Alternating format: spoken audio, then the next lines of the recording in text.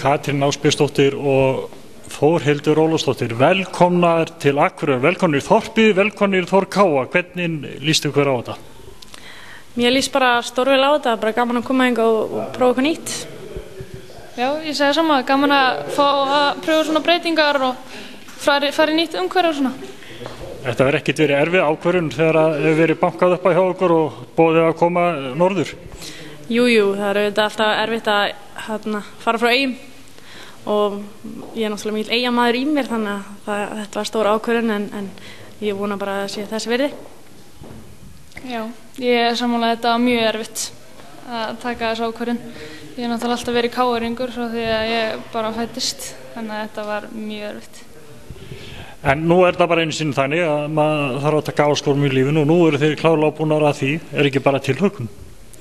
Jú, ég meina, mér líst bara stórvel á þetta og það er svona svolítið samfélagsbræður yfir þessu og jú, mér er bara líst mjög vel á komandi tíma sem er spennandi. Jú, ég bara það sama. Mér finnst þetta mjög spennandi verkefni, bara hlakka mikið til. Stefnir, ég sé enn og aftur bara til hamingju og verið velkomin norður og hlökkum til að sjá ykkur á fótboltavellinum næsta sumar. Já, takk. Takk fyrir það.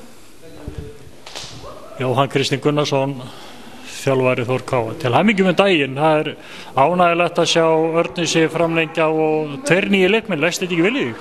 Jú, heldur betur, þakkaði fyrir og sömuleiðis bara. Við bara erum alveg himinlifandi með þessa viðbót, nýjustu viðbót hjá okkur og getum ekki sagt annað en að bara sé mjög ánægð með daginn.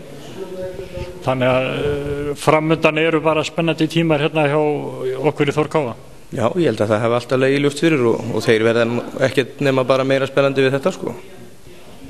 Og þessar stelpur, klárlega Þórhildur og Katrín, það er náttúrulega hljóta að vera gríðarlega góð viðbót við annars fínan hóp sem við höfum yfir að ráða. Já, þetta er náttúrulega mjög sterkt og við vissum það alveg hvað við vorum að fá og ég held þess að ég segja að þegar þetta var ljóst að þá áttuðu við okkur að því að við vorum komin með 2 bara sterkustu ungu stelpunum í dag á landinu. Jú, til hamingju og bara gangi ykkur í komandi verkefnum. Gæði fyrir.